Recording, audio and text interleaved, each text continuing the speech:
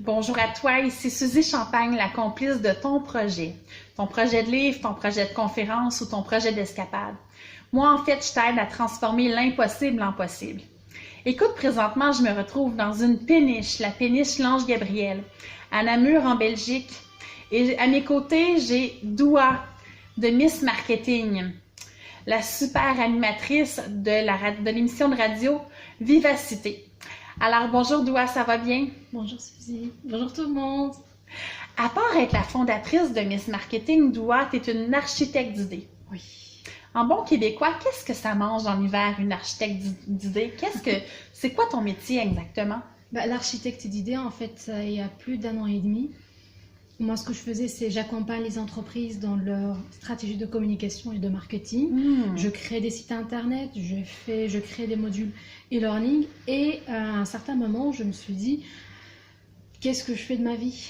C'est quoi en fait mon métier? Parce que je goûte à plusieurs métiers, comme le graphisme un tout petit peu. Et après, je faisais en fait ce que je faisais. Je crée des sites internet pour des projets. Après, j'offre les projets, je délègue les projets. Et c'est tout de suite en fait comme ça s'enchaîne comme ça. Et j'ai vu vraiment un malaise, une sorte de crise, déconnexion. Je me suis déconnectée d'internet, de tout. Ça a duré entre 3 mois, 4 mois.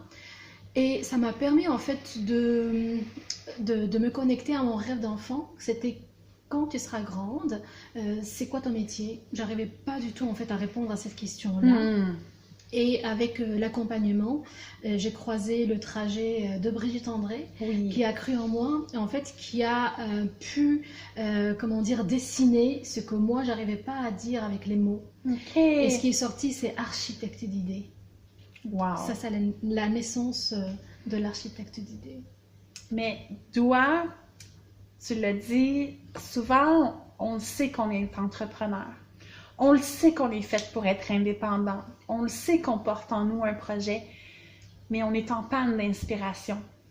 On ne sait pas comment le partir. On ne sait pas comment arrimer tout ça.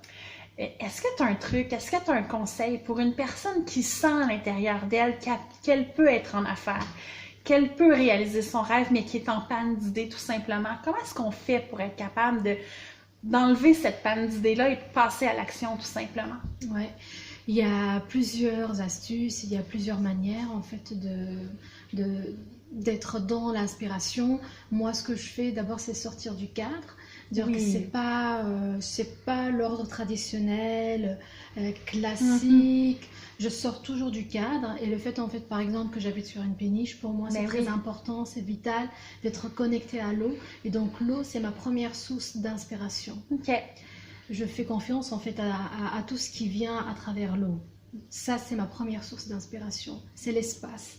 Zen, grand, il n'y a pas beaucoup de trucs, il n'y a pas beaucoup de meubles, comme tu l'as constaté. C'est du bois, c'est fluide.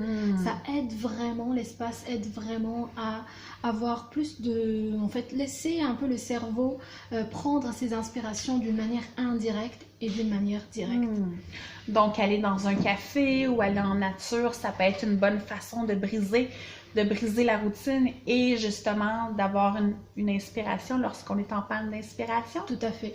Par exemple, le matin, quand je me réveille, le premier réflexe, c'est sortir.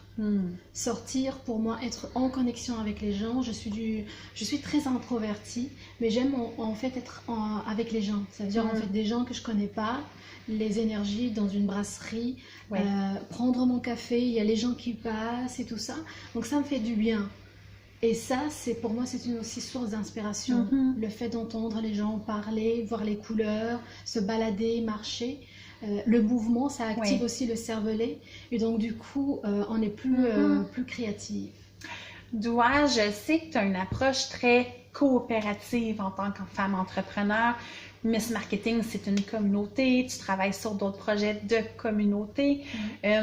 Est-ce que tu penses que c'est important le réseautage au quotidien pour justement être capable de créer un projet qui va faire du sens, qui va percer au niveau local, régional, international? Qu'est-ce que tu penses du fait de se créer une communauté autour de nous et autour de notre projet? Est-ce que c'est un effet levier positif? Je pense que c'est fondamental en fait pour la création d'un projet ou bien d'une entreprise, c'est d'aller vers l'extérieur. Une fois qu'on a de l'intérieur, on a consolidé notre projet, maintenant c'est le fait de le partager. Et le partager avec plusieurs manières.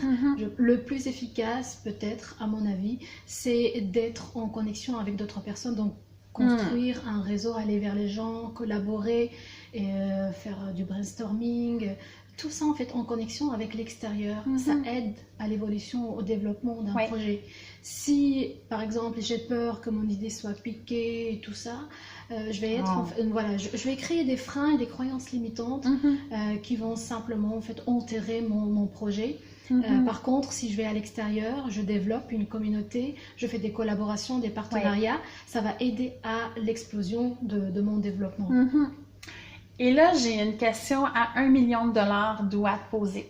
Oui. Tu l'as dit, Miss Marketing, environ 18 mois. Oui.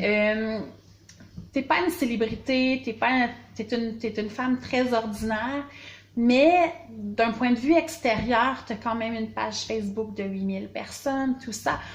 On a l'impression qu'on te voit avec des grandes célébrités, que tu l'as eu simple, après un an animatrice à la radio. Est-ce que tu as un truc pour justement être capable d'entrer en contact avec ces grandes personnes-là? Tu as interviewé Martin Latulippe. Est-ce que tu as un truc pour être capable d'entrer en contact avec ces gens-là? Mais je crois en moi et je rêve très grand. Donc pour moi, c'est clair. Si je rêve très grand et je concrétise, je ne suis pas du tout dans le perfectionnisme. Donc il y a des vidéos que j'ai faites qui ne sont pas bien montées. Il n'y a pas vraiment un bon son et tout ça. Mais les gens aiment bien mon énergie, aiment bien aussi voir le décor. J'embarque les gens avec mes voyages. Je suis dans le naturel, dans l'impro. Et c'est ça ce que les gens aiment bien. Et du coup, aller vers les personnes qui sont inaccessibles, les célébrités, c'est bien facile pour moi parce que je le pense, vraiment, je le pense. Et je suis quand même curieuse, la majorité des gens, c'est des êtres humains à la base. Donc, c'est des gens avec un grand cœur. Je ne veux pas nécessairement connaître tes statistiques, elles t'appartiennent, elles sont confidentielles, mais règle générale, est-ce que tu as plus de oui que de non? Est-ce que c'est quand même facile d'entrer en contact avec ces gens-là lorsqu'on a un cœur et lorsqu'on a la persévérance et lorsqu'on croit à notre projet? Il y a certainement plusieurs oui, ça dépend de l'approche.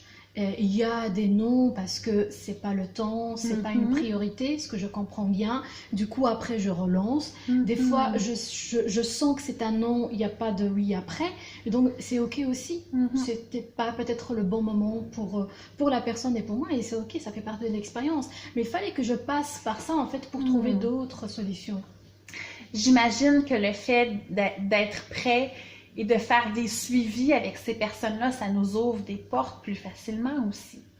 Oui ou non, ça dépend de la personne. Est-ce que vraiment il y a des suivis ou pas? Pas forcément, tu vois. Parfait. Ouais, c'est une volonté à voir, si on voudrait garder le lien ou pas, ça dépend aussi. En quelques mots, si tu as une sagesse à partager à une personne qui souhaite démarrer un projet, mais qui a un blocage et qui n'est pas capable de faire le premier pas qui va lui permettre d'aller plus loin, ce serait lequel? Ah là là. Disons que moi, je suis très dans l'action. Je ne prends pas beaucoup de temps à réfléchir. Je pense que c'est mon point fort et je ne suis pas du tout perfectionniste. Donc, j'ai une idée, je la concrétise et je fais. Ça paraît assez simple, assez basique, mais c'est vraiment la base. Si tout est là, au niveau de sentiments, d'élan, maintenant, passer à l'action. Pas par pas, hein. Même parler avec les gens, être entouré de personnes qui sont motivantes et qui vont vous tirer vers le haut. Excellent. Donc, passer à l'action, un pas à la fois et lâcher le perfectionnisme. C'est exactement ce que je t'enseigne. Donc, j'espère que tu en as trouvé de la valeur ajoutée comme à l'habitude. On lâche pas. Un pas à la fois, on va être capable de transformer l'impossible en possible, de concrétiser notre projet et d'aller plus loin. Merci et à bientôt. Ciao. Oh, j'aime ça!